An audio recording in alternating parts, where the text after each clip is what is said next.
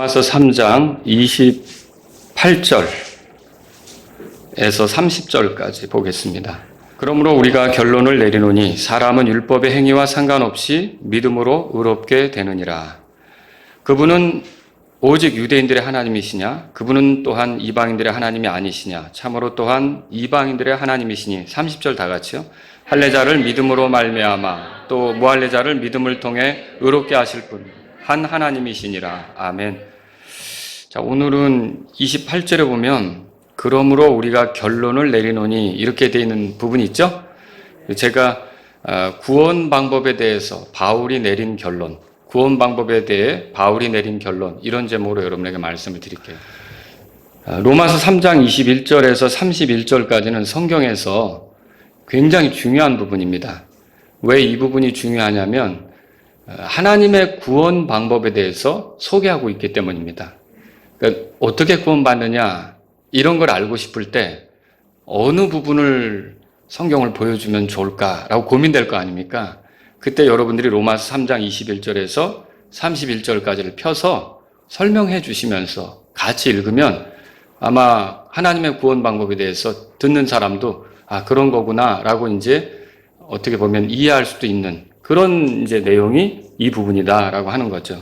오늘 저는 여러분과 함께 구원 방법에 대해 바울이 내리게 된 결론에 대해서 여러분하고 같이 나누게 되는데요. 먼저는 구원 방법에 대해서 바울이 내린 결론이 뭔가 이걸 살펴보고요. 그 다음에는 그게 우리에게 그러면 왜 그런 결론을 내렸을까? 뭐가 그 결론을 통해서 강조되려고 하는 것인가? 이런 걸 함께 살펴보는 걸로 오늘 설교 내용을 삼겠습니다. 자, 구원 방법에 대해서 바울이 내린 결론은 무엇인가? 28절을 우리 함께 읽어보겠습니다. 28절 읽겠습니다. 그러므로 우리가 결론을 내리노니 사람은 율법의 행위와 상관없이 믿음으로 의롭게 되느니라.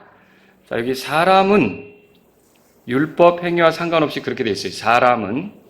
여기 이제 이 사람은 이게 이제 영어 성경 보면 한 사람은 이런 식으로 되어 있거든요. 그러면 지금 이 본문이 뭘 얘기하는 거냐면 그런 거죠. 한 사람이 정말 어떻게 구원받느냐. 이렇게 이제 묻는 것과 같아요. 그리고 거기다가 답을 하는데 율법의 행위와 상관없이 무엇으로 된다고요? 믿음으로 된다. 지금 그게 어떻게 보면 바울이 내린 결론이다. 이렇게 보시면 되겠습니다. 이렇게 의롭게 되는 것은 율법 행위와 상관이 없습니다. 그러니까 율법을 가지고 있는 유대인들조차도 율법을 지켜서 의롭게 되는 건 아니라는 거죠. 율법의 행위와는 상관없이 의롭게 된다. 그럼 무엇으로 의롭게 되느냐? 믿음으로 의롭게 된다. 이렇게 말하고 있는 거죠. 만약에 어떤 행위로 의롭게 되면 그 행위로 인해 자랑할 게 많겠죠. 그러나 행위로 의롭게 되는 게 아니고 믿음으로 된다면, 믿음으로 의롭게 된다면 자랑할 게 있겠습니까? 절대 자랑할 게 없는 거죠. 그래서 27절에 이렇게 써 있어요. 읽겠습니다.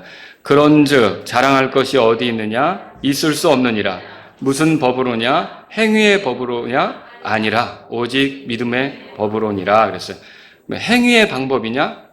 행위로서 뭔가를 입증해가지고 구원을 받는 거냐? 아니다. 그럼 뭐냐? 믿음의 법이다. 지금 성경은 이렇게 말하고 있는 거죠. 그러니까 믿음으로 의롭게 되는 것이 하나님께서 정하신 구원 방법이다. 그렇게 말할 수가 있는 겁니다. 자, 이 방법으로 구원하시는 하나님은 한 하나님이세요. 자, 우리 그 밑에 한번 29절을 보겠습니다. 29절 같이 읽겠습니다. 그분은 오직 유대인들의 하나님이시냐? 그분은 또한 이방인들의 하나님이 아니시냐? 참으로 또한 이방인들의 하나님이시니. 시대마다 다른 하나님이 존재합니까? 그렇지 않죠. 민족마다 다른 하나님이 존재합니까? 그것도 아니에요. 어느 시대든지 어느 민족에게든지 오직 이 세상에는 한 하나님만 계시는 겁니다. 그 한 하나님께서는요, 사람을 구원하시는데 동일한 방법으로 구원하신다. 이것을 우리가 볼 수가 있는 겁니다. 그게 어떻게 구원하느냐? 행위의 법과는 상관없이 믿음의 법으로 구원한다. 이것을 발견할 수 있는 거죠. 물론 유대인과 이방인 사이에는 분명한 차이가 있습니다. 유대인에게는 할례가 있죠. 할례를 받았단 말입니다. 이방인들은 할례를 받습니까? 그렇진 않죠. 또 유대인들에게는 글자로 된 율법이 주어졌어요. 그러니까 문자로 된 명확한 율법이 제시된 거죠. 이방인들은 그런 율법이 하나님으로부터 주어졌습니까? 그렇진 않습니다. 유대인과 이방인이 이런 차이가 있음에도 불구하고 예수 그리스도를 화해 헌물로 해서 그분을 통해 하나님께서 죄들을 용서하시며 사람을 의롭게 하는 건 다 똑같다는 거죠. 우리가 예수 그리스도를 믿어 구원받는다. 예수 그리스도를 의지해서 구원받는다. 이것을 알 수가 있게 되는 거죠. 하나님의 구원 방법은 언제 어디서나 동일합니다. 우리 다시 한번 복습해 봅시다. 하나님의 구원 방법에 대해서 설명할 때 크게 세 가지를 항상 잊지 말라고 말씀드렸어요.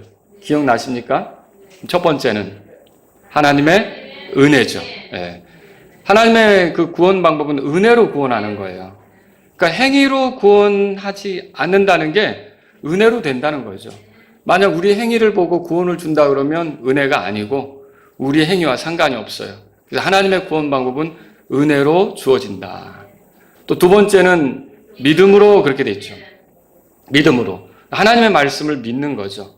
우리가 예수님을 믿게 된 것도 우리에게 전달된 복음의 말씀, 하나님의 말씀을 믿어서 구원받는 거 아닙니까? 이렇게 하나님 말씀을 믿어서 우리가 구원받는다. 그렇게 말할 수 있어요. 자, 이렇게 하나님의 은혜로 믿음으로 구원받는데 거기에서 굉장히 중요한 게 또 있죠. 빠지면 안 되는 것이 예수 그리스도시란 말이에요. 결국 하나님께서 우리를 구원하실 때는 예수 그리스도를 통해서 구원하는 거예요. 예수 그리스도가 구원의 근거가 되는 거죠. 예수 그리스도가 없으면 화해 헌물이 없는 거고 속죄도 없는 거고 죄 용서도 안 되는 거고 우리를 의롭게 할 어떤 방법도 없는 거죠. 그래서 예수 그리스도를 통해서 우리가 구원받는다. 그래서 첫째 하나님의 은혜, 둘째 믿음으로, 그리고 셋째 예수 그리스도를 통해. 이거는 우리가 이 로마서 3장 21절에서 31절 사이에서 발견할 수 있는 중요한 거라는 거죠. 자, 유대인과 그 이방인 모두에게 이렇게 같은 방법으로 이렇게 구원하는 거 있잖아요. 이건 너무도 확고한 겁니다. 자, 로마서 1장 18절에서 3장 20절까지 바울이 말하는 내용이 뭐냐면 하나님께서 심판하실 때 유대인하고 이방인하고 차별을 두십니까? 그렇지 않죠. 로마서 3장 9절에 보세요. 우리 읽어보겠습니다. 그러면 어떠하냐? 우리는 그들보다 나으냐? 결코 아니라. 우리는 그들보다 나으냐 그랬어요. 우리는 유대인, 그들은 이방인. 낫지 않다는 말이잖아요. 그럼 다 똑같다는 거죠. 하나님께서 우리를 다루실 때 똑같은 방식으로 다루셔요. 자, 그래서 유대인의 입장에서 지금 말하는 겁니다. 9절에 거기 뭐라고 되어 있어요? 우리는 앞에서 유대인들과 이방인을 검증하여 그들이 다 죄 아래 있음을 입증하였느니라. 그러니까 여기까지 오는 동안 로마서 1장 18절부터 여기까지 오는 동안 유대인이나 이방인이나 다 똑같다. 다 죄 아래 있다. 다 하나님의 진노의 대상이다. 이거를 살펴본 거죠. 그래서 로마서 2장에 보시면은 그런 말이 있어요. 9절에 보세요. 악을 행하는 사람의 모든 혼 위에 그랬어요. 그런데 거기 환난과 곤고가 닥치리니 먼저는 뭐라고 되어 있어요? 유대인의 혼 위에요. 또한 이방인의 혼 위에며 그렇게 되어 있어요. 그러니까 악을 행하는 사람이라면 유대인이든 이방인이든 상관없이 하나님께서 환난과 곤고를 쏟아 부으실 수 있다는 거죠. 유대인이라고 해서 악을 행했는데 하나님이 좀 봐주신다든지 아니면 이방인이라고 해서 악을 행했는데 더 엄격하게 한다든지 그런 거는 아니라는 거죠. 다 똑같이 그렇게 한다는 걸 알 수가 있죠. 이런 심판과 마찬가지로 의롭게 하는 것도 역시 그렇습니다. 의롭게 하는 거 어떻게 합니까? 자, 로마서 3장 22절로 가보겠습니다. 로마서 3장 22절. 의롭게 하는 건 어떻게 하는지. 자, 우리 같이 읽겠습니다. 22절. 그것은 곧 예수 그리스도의 믿음으로 말미암아 모든 자에게 미치고 믿는 모든 자 위에 임하는 하나님의 의인이 거기에는 차별이 없느니라. 자, 그리스도의 믿음으로 말미암아 모든 자에게 미치는 하나님의 의에 대해서 말하고 있어요. 여기서 그리스도의 믿음 하면 그리스도께 속한 믿음, 그리스도를 대상으로 삼는 믿음, 궁극적으로 그리스도를 바라보는 믿음이죠. 그 믿음이 있는 사람에게는 하나님의 의가 미치는 거예요. 그리고 여기 보니까 믿는 모든 자 위에 그 의가 임한다고 되어 있어요. 그럼 믿는 모든 자라 그러면 만약에 믿는 사람이 유대인이라면 그 사람도 하나님의 의를 누리게 되는 거고 믿는 사람이 이방인이라면 그 사람도 하나님의 의를 누리는 거고, 유대인과 이방인 사이에 차이가 있다는 겁니까? 없다는 겁니까?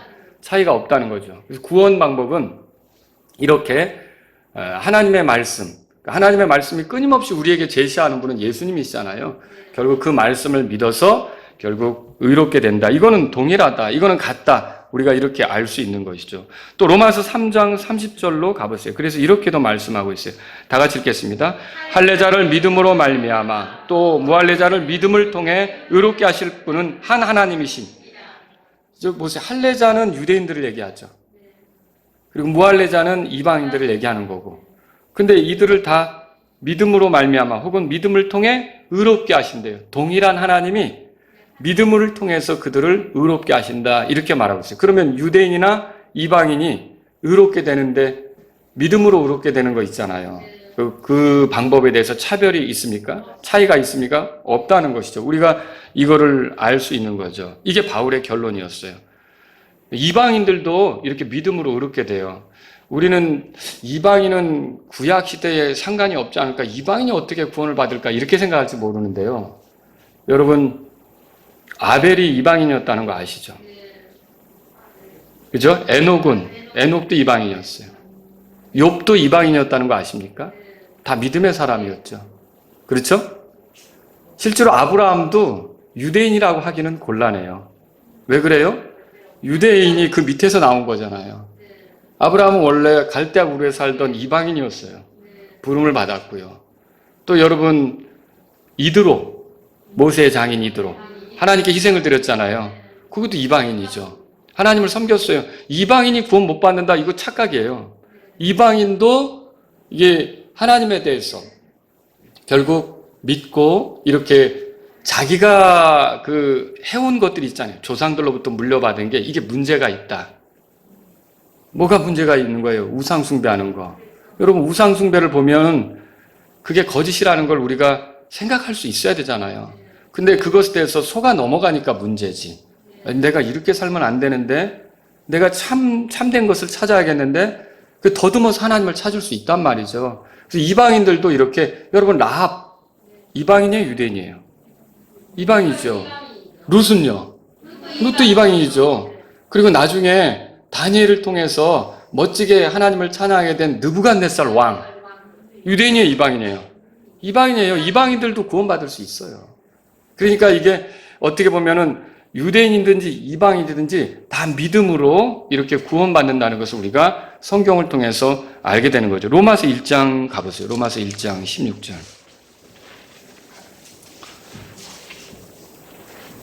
그러니까 여러분이 고넬료라고 아시잖아요.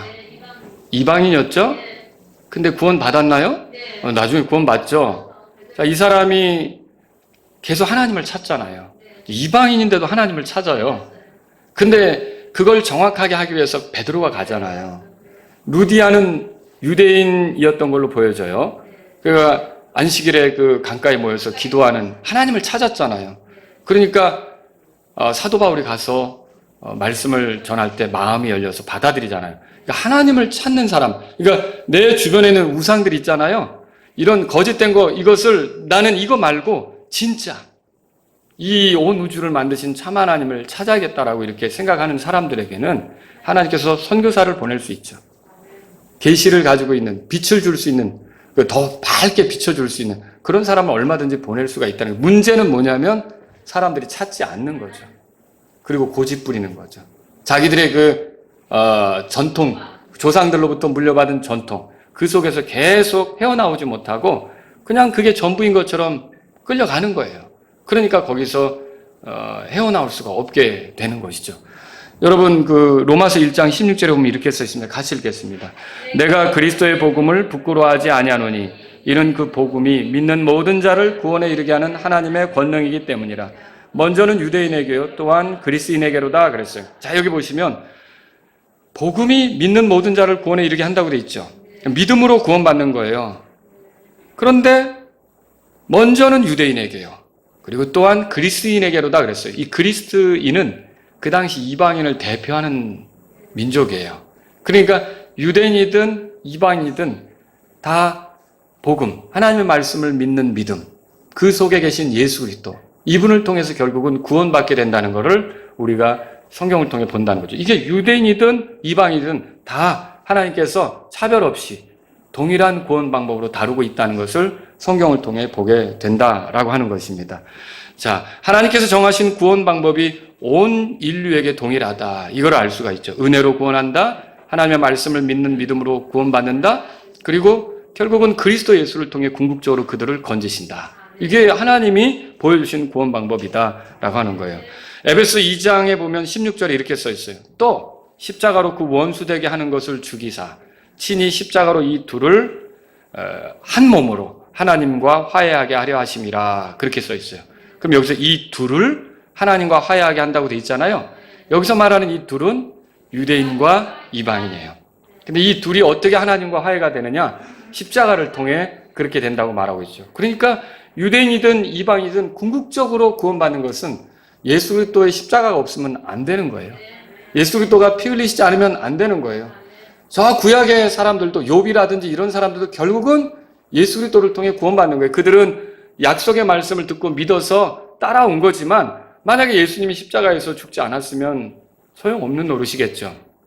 그러나 결국 예수님께서 그들을 위해 죽으시고 죄값을 치르시고 이렇게 해서 그들도 온전히 그 약속의 그 온전한 성취, 그리고 이제 결국은 부활의 영광에도 참여하는 거죠. 이런 모든 것들이 결국은 이제 그들이 믿어서 그리고 그리스도를 통해서 이루어진다, 이렇게 말할 수가 있다는 것입니다. 자, 그래서 바울은 결론적으로 구원은 유대인이든 이방이든 다 행위로 되는 게 아니라 믿음의 법으로 되는 거다. 믿음으로 의롭게 되는 거다. 이거를 말한 거죠. 여러분도 이렇게 믿으십니까?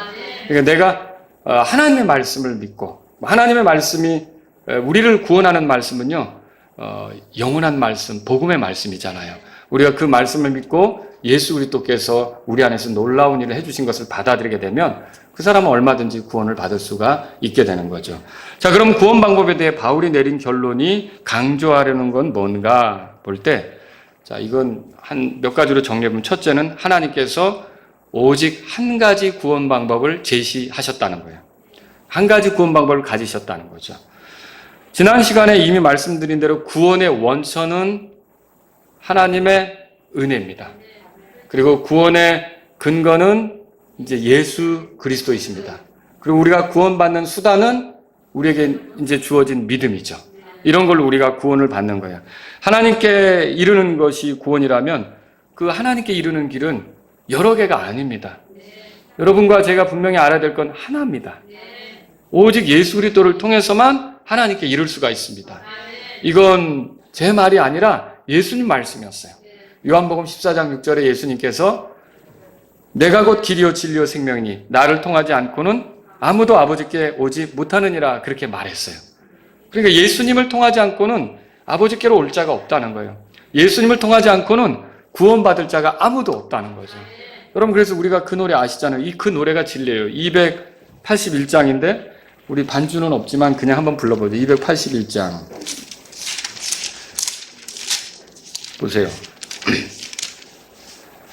한번 해볼까요? 같이. 천국에 들어가는 길은 예수님뿐이지요.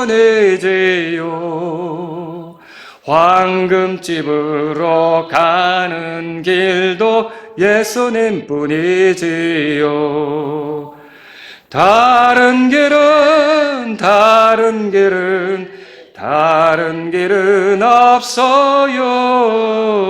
천국에 들어가는 길은 예수님뿐이지요. 다른 길이 있어요, 없어요? 이 노래대로 또 예수님 말씀대로 구원 얻는 다른 길, 다른 방법은 없습니다. 예수님을 통해서만 구원받을 수 있는 거죠. 그러니까 민족마다 시대마다 다른 구원 방법이 있을 수 있는가? 예수님을 배제한 다른 구원 방법이 가능한가? 천만에요. 어떤 사람은 주장하기를 하나님께서 먼저 유대인에게 율법을 지켜 구원받도록 그 율법을 구원받는 방법으로 주셨는데, 이 유대인들이 그거를 잘 지키지 못하고 이렇게 하니까 하나님께서 구원 방법을 바꿔서 나중에 예수님을 믿는 그 방식으로 구원받도록 바꾸셨다, 이렇게 말해요. 그러면 그 말은 뭐냐면 구약 시대에는 행위의 법으로 구원받게 하신 건데 지금은 믿음의 법으로 구원받게 하신 것이다. 이렇게 말하는 거죠. 여러분 이거 맞습니까? 오늘 로마서 3장 27절 한 번 더 읽어보죠. 자, 다 같이 읽겠습니다. 그런즉 자랑할 것이 어디 있느냐? 있을 수 없느니라. 무슨 법으로냐? 행위의 법으로냐? 아니라 오직 믿음의 법으로. 그러니까 이 믿음의 법으로 구원받는 것은 처음부터 주신 거예요. 그러니까 히브리서 11장 읽어보면 믿음으로 아벨은, 믿음으로 에녹은, 믿음으로, 이렇게 믿음으로 나오잖아요. 믿음은 계속 흘러가는 거예요. 하나님께서 믿음으로 사람들을 구원하시는 거다. 이렇게 말할 수가 있는 거죠.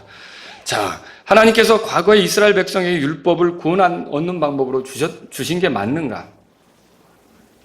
율법을 잘 지키면 출애굽을 시켜주겠다. 건져주겠다. 자유를 주겠다. 속박에서 벗어나게 하겠다. 이런 거였습니까? 아니죠. 그들은 그것과 상관없이 하나님의 은혜로 건져졌고요. 그들은 믿음으로 따라 나섰고요. 그죠? 그리고 거기 유월절 피 같은 거는 예수 그리스도를 보여주는 예표가 되잖아요. 그리고 그들이 건져졌을 때 하나님께서 어떻게 하시는 거예요? 하나님의 백성답게 살아보라는 뜻으로 율법을 주신 거라는 거죠. 자, 그런데 이거를 잘 지키면 하나님의 특별한 백성으로 많은 복들을 누리겠죠. 근데 잘 지키지 않고 무시하고 그들 멋대로 살아간다면 하나님이 주신 법인데, 그리고 이게 하나님이 기뻐하시는 거라고 했는데, 그리고 이게 거룩하게 사는 방식이라고 했는데, 그렇게 그 율법을 무시하고 살면 하나님이 기뻐하겠습니까? 기뻐하지 않죠. 그들을 바로잡아야 하겠잖아요. 하나님 편에서는. 그럼 하나님께서 그들을 혹독한 어려움 속에 던져 넣으실 수가 있겠죠. 기근과 역병과 칼 이런 걸 통해서 그들을 바로잡으시려고 할 수도 있다는 거예요. 그러나 어쨌든 우리가 구약 시대의 그 성도들에게, 유대인들에게 율법을 주신 이유가 그들이 그걸 지켜 구원받도록 의롭게 되도록 하기 위해 준 것이 아니라는 걸 알 필요가 있다는 거죠. 자, 그렇게 생각하는 무리는 바리새인들이죠. 그들은 그걸 지켜 의롭게 되는 것처럼 생각했지만 큰 잘못 아닙니까? 사실 완벽하게 율법을 지킨다면, 태어나서 처음부터 끝까지 율법을 지킨다면 그 사람은 구원받을 필요가 없어요. 이미 영원한 생명이 있는 거고, 죄가 성립이 안 되는데 무엇 때문에 구원받아요? 구원받는다는 건 죄가 성립이 돼야 구원받는 거 아닙니까? 근데 율법을 완전히 지켰다 그러면 무슨 구원받을 필요가 있겠어요? 여러분, 예수님이 구원받을 필요 있어요? 예수님은 구원받을 필요가 없죠. 그분에게 죄가 없는데, 죄가 없으면 심판도 없는 거고, 그분이 뭐 때문에 구원받아야 되는 겁니까? 그분이 스스로가 거룩하신데. 그죠? 그러니까 사람도 만약에 율법을 완전히 잘 지켰다면 구원받을 필요도 없는 거죠. 정죄받을 필요도 없는 거고. 그런데 사람은 어차피 율법을 잘 지킬 수가 없어요. 그래서 율법은 구원받는 방법으로 주신 게 아니라는 거죠. 그래서 로마서 3장 20절에 다 같이 한번 읽어보겠습니다. 3장 20절 읽겠습니다. 그러므로 율법의 행위로는 어떤 육체도 그분의 눈앞에서 의롭게 될 수 없나니 율법으로는 죄를 알게 되느니라. 율법 행위로는 어떤 육체도 그분의 눈앞에서 의롭게 될 수 없다. 성경이 이렇게 말하고 있어요. 자, 그러니까 율법을 지켜서 구원받는다, 이거 아니라는 거죠. 우리 하나님의 은혜로 믿음을 통해, 그리고 예수 그리스도를 통해 우리가 구원받는다는 것을 정리하시면 된다, 이겁니다. 민족마다 다른 구원 방법이 있는 겁니까? 유대인에게 주어지는 구원 방법, 이방인에게 주어지는 구원 방법 다릅니까? 아니죠. 시대마다 다른 구원 방법이 주어지는 겁니까? 아니라는 거죠. 자, 예를 들어 볼게요. 사마리아 사람들이 예수님하고 며칠 지내보고서 요한복음 4장에 보니까 그렇게 말을 해요. 예수님에 대해서 뭐라 그러냐면 요한복음 4장 42절에 세상의 구원자 그리스도라고 믿게 됐다고 얘기해요. 예수님을 세상의 구원자 그리스도로 믿게 됐다고 말하죠. 그럼 여기서 말하는 세상이라는 표현을 여러분들이 생각할 필요가 있어요. 자, 이 세상은 예수님 당시의 사람들만을 얘기하는 걸까요? 아니면 예수님이 십자가에서 죽은 이후의 사람들만을 얘기하는 걸까요? 아니죠. 온 인류를 얘기하는 거죠. 예수님이 오시기 전에 살았던 사람들도 포함하는 거 아닙니까? 그들을 위한 구원자다, 이렇게 말하는 거죠. 또 여러분, 침례자 요한이 이렇게 말했어요. 요한복음 1장 29절에 세상 죄를 제거하는 하나님의 어린 양이다, 이렇게 선포했죠. 자, 세상 죄를 제거한다 그랬어요. 그럼 여기서 말하는 세상이라고 하는 거는 어떤 의미예요? 온 인류를 얘기하는 거죠? 예, 과거에 예수님이 이 땅에 오시기 전에 살았던 사람, 그리고 예수님이 오신 뒤에 십자가 사건을 이루고 승천하셨잖아요. 그 이후에 태어날 사람, 그리고 예수님 당시 있었던 그 동시대에 살았던 사람들, 모든 사람을 가리켜 지금 세상이라는 표현으로 말하고 있다는 거죠. 그러니까 모두가 다 예수님을 통해 죄들을 처리받는다. 이걸 우리가 성경을 통해 본다는 거죠. 또 여러분, 예수님께서 직접 하신 말씀인데, 하나님께서 세상을 이처럼 사랑하사 자신의 독생자를 주셨으니 세상을 사랑해서 독생자를 주셨다 그랬어요. 그럼 이때 세상은 역시 온 인류를 얘기하는 거 아닙니까?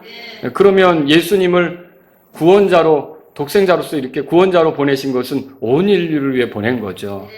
이게 예수님 이후에 태어날 특별한 사람만을, 그 이후의 시대의 사람들만을 위한 게 아니라, 그럼 이게 뭘 얘기하는 거예요? 모든 시대는 예수 그리스도를 통해서 구원받는다는 게 진리라는 거죠.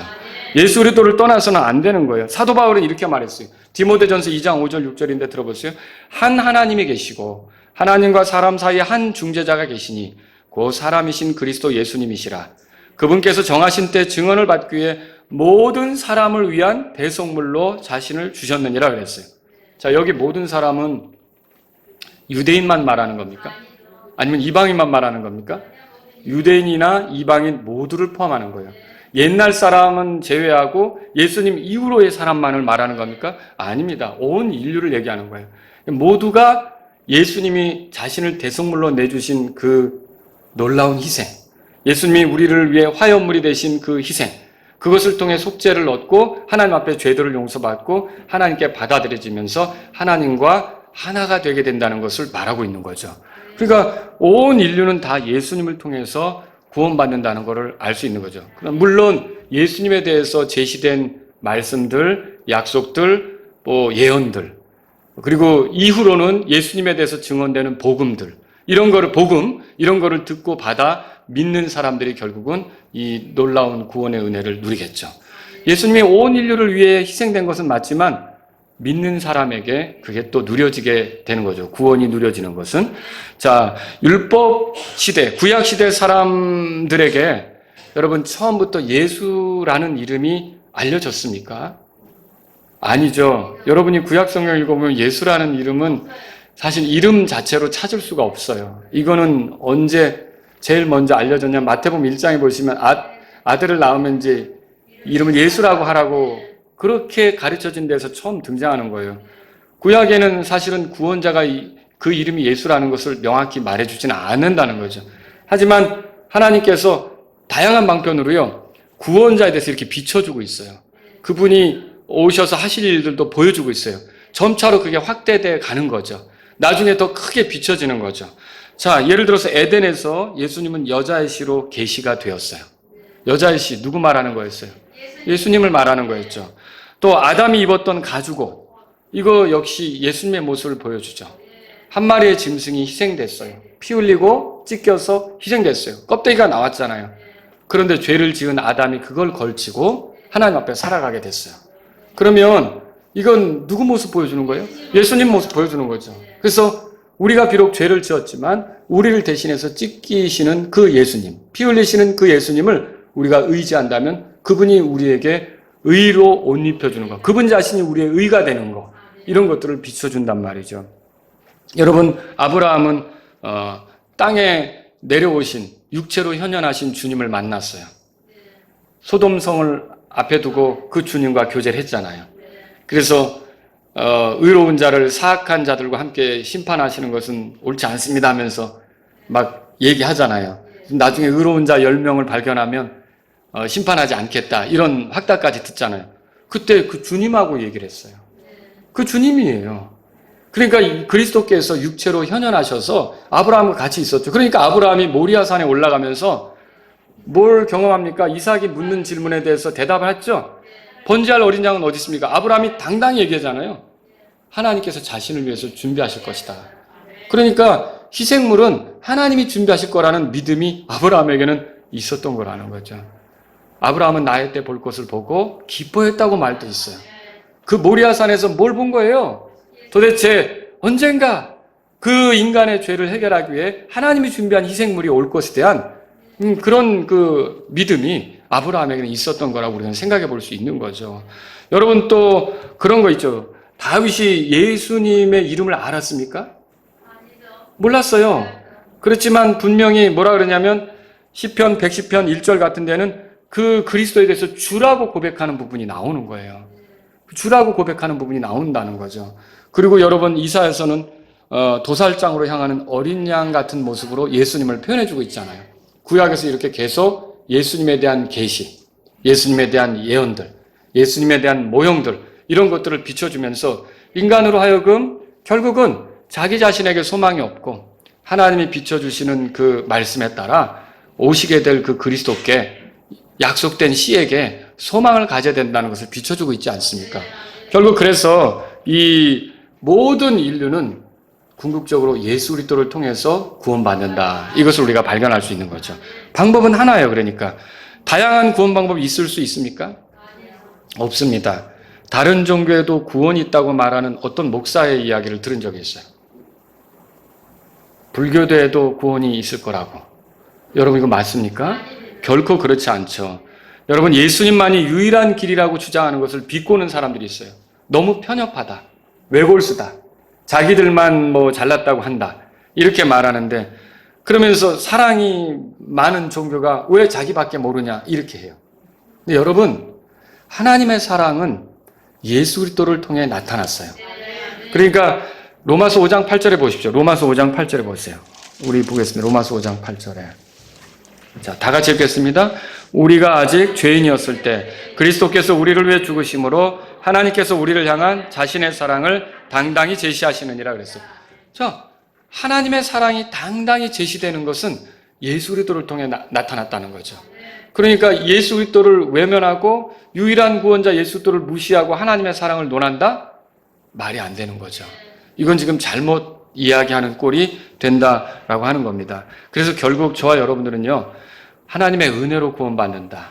그리고 그분의 말씀을 믿는 믿음으로 구원받는다. 그리고 그렇게 믿는 자들을 그리스도 예수님을 통해 하나님께서 구원시키신다. 이걸 여러분과 저는 받아들여야 된다는 거죠. 이 방법밖에 없어요. 아시겠죠? 자, 어떤 사람들은 율법이 있기 전에 양심으로 구원받는다고 또 얘기를 해요. 여러분 이건 어떻게 생각하세요? 복음을 들어보지 못한 미개한 종족이 있을 거 아닙니까? 뭐 우리 조상들도 있을 거 아닙니까? 그들은 양심으로 구원받는다고 얘기를 하는 거죠. 여러분 양심은 구원의 기준이 될 수가 없습니다. 양심은 상황에 따라 달라져 버리거든요. 교육받는 정도에 따라 아니면 그 집단, 그 사회 집단 구성원들의 생각에 따라 달라질 수 있어요. 그렇지만 하나님께서 양심 안에도 그 마음에 새겨진 율법이라고 그러잖아요. 그 도덕을 심어주신 건 맞아요. 그래서 유대인이 아니더라도 살인을 하면 찔리는 거고 간음을 하면 부도덕한 일 했다고 그 온 마을 사람이 모여가지고 질타하는 거고 그렇죠? 이런 것들이 있단 말이에요.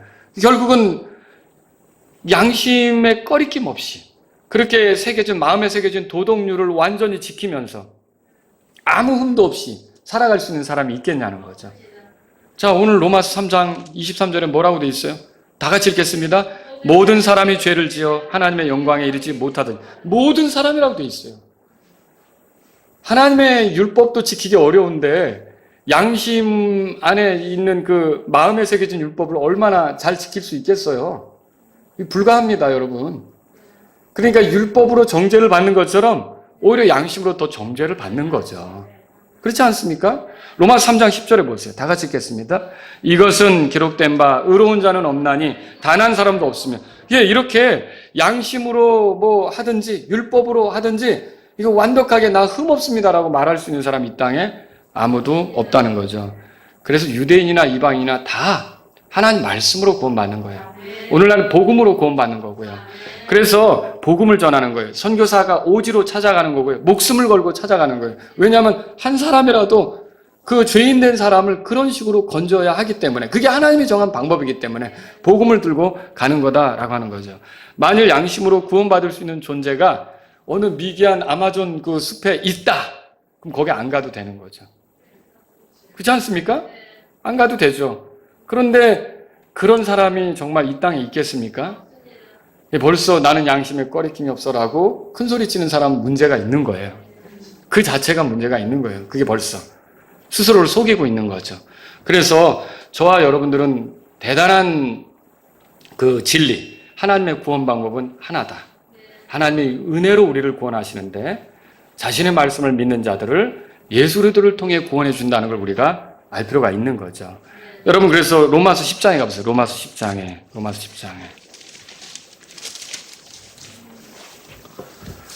자, 11절에 보세요. 또 성경 기록이 이르기를 누구든지 그분을 믿는 자는 부끄러움을 당하지 아니하리라. 누구든지, 유대인이든지 이방인이든지 상관없어요. 예수님을 믿으면 자기가 지은 죄 때문에 부끄러움을 당하지 않는다는 거예요. 지옥에 떨어지거나 심판받거나 수치스럽게 되지 않는다는 거죠. 예수님을 믿으면 구원받는다. 이렇게 말하고 있어요. 그래서 12절에 다 같이요. 이는 유대인과 그리스인 사이에 차별이 없기 때문이라. 모든 사람 위에 계신 같은 주께서 자신을 부르는 모든 사람에게 부여하신 같은 주께서, 그 동일한 하나님께서 동일한 방법으로 누구든지 믿으면 부끄럽게 되지 않게 만들어준다는 거죠. 자, 13절을 제가 읽습니다. 누구든지 주의 이름을 부르는 자는 구원을 받으리라 했어요. 누구든지라 그랬어요. 유대인이든지 이방이든지 옛날 사람이든지 지금 사람이든지 결국은 주님을 찾는 사람. 내가 이 우상 숭배에 질렸습니다. 이 거짓된 것에 내가 놀아날 수가 없습니다. 이 땅을 만드신 하나님 아버지, 하늘을 만드신 하나님 아버지, 내가 주님을 찾습니다. 라고 절박하게 부르짖으면 놀라운 일이 벌어지는 거죠. 계속 속아 사는 것보다 하나님께서 그들에게는 빛을 비춰주시기에 복음의 전달자들이 가게 하지 않겠습니까? 자, 여기 보세요. 14절. 그런즉 그들이 자기들이 믿지 아니한 분을 어찌 부르리요? 자기들이 듣지 못한 분을 어찌 믿으리요? 선포자가 없이 어찌 들으리요? 보내어지지 아니하였으면 그들이 어찌 선포하리요? 이것은 기록된 바 화평의 복음을 선포하며 좋은 일들의 반가운 소식을 가져오는 자들의 발이 어찌 그리 아름다움과 함과 같으니라.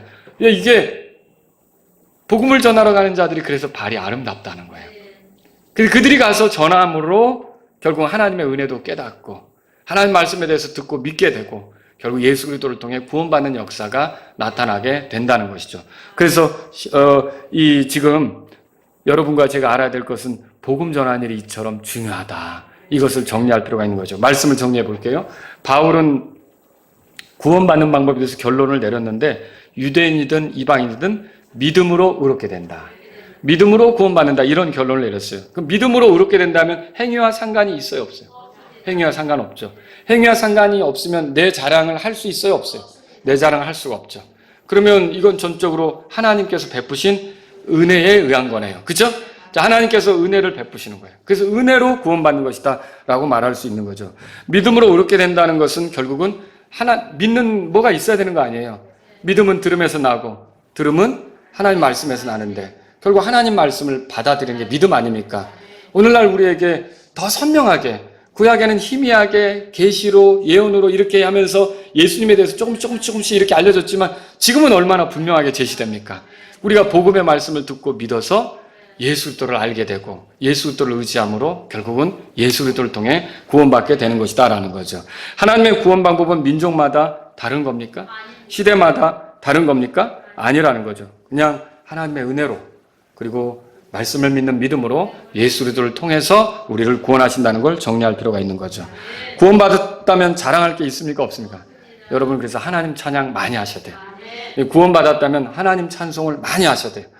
죄사함 받은 기쁨, 예수님의 피 공로를 찬양하는 노래, 우리 주 예수 그리스도께서 얼마나 놀라운 일을 하셨는지 그것에 대한 노래를 많이 부르셔야 되는 거죠. 구원의 길이 다양한 것처럼 혼잡게 하는 사람도 있다면 여러분은 그들과 연대해서 무슨 같이 기도 모임을 갖거나 같이 예배를 드리거나 그럴 수 있습니까? 크리슬람이라고 말씀드렸죠. 미국에서 확산되고 있는 게 기독교하고 이슬람을 짬뽕해서 같이 예배 드리는 거예요. 여러분, 어떻게 그게 가능합니까? 그렇죠? 그리고 어떤 교회는 스님, 중이 와서 설교를 하는 거예요. 여러분, 어떻게 그런 게 가능합니까? 여러분, 이거는 혼동이죠, 혼동. 여러분, 우리는요, 오직 유일하신 구원자 예수 그리스도를 통해서만 구원받고 이것을 기뻐하지 않는 사람과는 어떤 영적인 활동도 같이 할 수 없는 거예요. 에큐메니카를 시도할 수 없는 거예요. 종교 통합을 시도할 수 없는 거죠. 우리는 분리되어서 그러면 당신들만 너무 잘났다는 거 아니야? 편협하게 굴지 마라. 이런 비난을 우리가 들을 수도 있어요. 그러나 내가 곧 길이요 진리요 생명이니 나를 통하지 않고 아버지께로 올 자가 없다고 말씀하신 분이 누구예요? 예수님이시죠. 그러니까 예수님을 우리가 의지한다면 그런 비꼬는 소리, 그런 비판의 소리 정도는 문제될 게 우리에게는 없다는 거죠. 우린 기쁘게 가면 되는 거죠. 여러분, 마지막으로 드리고 싶은 말씀이 이거예요. 온 땅의 사람이 복음으로만 구원받을 수 있다면 우리에게 필요한 건 뭘까요? 복음 전하는 거죠. 복음 전하는 거예요. 복음을 전해서 결국 그들이 예수님에 대해서도 알고 하나님의 은혜도 깨달아야 되지 않습니까? 믿을 마음이 생기도록 우리가 자극을 줘야 되는 거 아닙니까? 하나님이 우리를 도구 삼아서 일하도록 그렇게 우리가 나아가서 복음을 전해야 되는 거 아닙니까? 여러분과 저는요, 따로 전도할 시간을 가지셔야 되는 거예요. 누구를 전도할까? 누구를 주님께로 인도할까? 이런 기도도 하셔야 되는 거예요. 내 기도 제목 속에 예수님을 믿었으면 구원받았으면 하는 대상들이 있어야 되는 거죠. 여러분, 그런 기도가 있습니까? 혹시 그런 기도가 지금 빠져 있다면 내 기도를 점검해 보세요. 누구의 구원을 위해서 기도하는 건가? 그리고 좀 더 용기를 낸다면 먼 데까지도 복음을 전하러 갈 수 있어요. 그렇게 먼 데까지 복음 전하러 가는 사람이 누구예요? 선교사가 되는 거죠. 예. 근데 나는 갈 수가 없어요. 왜냐하면 여러 가지 직장 생활도 해야 되고 딸린 가족도 많고. 그럼 여러분이 못 간다면 가는 사람들을 도와주면 되잖아요. 가는 사람들을 물질로 후원하고 가는 사람들을 기도로 후원하고 그들이 거기서 더 많은 혼들을 복음으로 주님께 인도하도록 도우면 되잖아요. 그런 것들이 우리에게 필요하다라고 하는 것이죠. 그래서 저와 여러분들은요, 나머지 생에는 이 복음으로 말씀으로 하나님의 은혜를 깨닫는 사람들이 예수를 통해 구원받는다면 나는 이 유대인 복음을 믿는 자들에게 구원에 이르게 하는 하나님의 권능이라 그랬잖아요. 이 복음을 전해야겠다. 그리고 복음 전하는 사람을 도와줘야겠다. 그리고 마라나타 침략에도 복음 전하는 교회가 돼야 됩니다. 그래서 여러분과 저는 남은 생애를 이 복음을 전하는 일에 헌신할 수 있기를 주님의 이름으로 바랍니다. 우리 다 같이 일어서시겠습니다. 오늘 이 말씀을 들으신 여러분 가운데 우리를 구원하는 방법은 하나님의 은혜로 하나님 말씀을 믿어서 예수 그리스도를 통해 우리가 구원받는다는 걸 알게 됐습니다. 다른 방법은 없는 겁니다. 이 소식을 듣지 못하면 절망적으로 죽어갈 수밖에 없는 거죠. 저와 여러분들이 부지런히 이 복음을 전하는 일에 동참하길 원한다면 이 시간 주님 앞에 나아가십시오. 하나님, 제가 복음 전하는 일에 헌신하기를 원합니다. 개인적으로. 혹은 여러분, 내가 누군가 구원받도록 복음을 받아들이도록 그런 사람들을 내 기도 제목 속에 넣고 집중적으로 기도하기를 원합니다. 이런 분이 있다면 주님 앞에 나아가십시오. 또 주님, 제가 복음을 전하는 선교사들을 후원하는 사람이 되기를 원합니다. 물질적으로 후원하고 기도로 후원하는 그런 사람이 되기를 원합니다. 주님, 제가 복음으로 살림받은 것처럼 많은 사람들이 복음으로 살림을 받도록 제가 복음을 전하는 일에 또 따로 시간을 내서 헌신하기를 원합니다. 이런 분이 있다면 이 시간 주님 앞에 나아가십시오.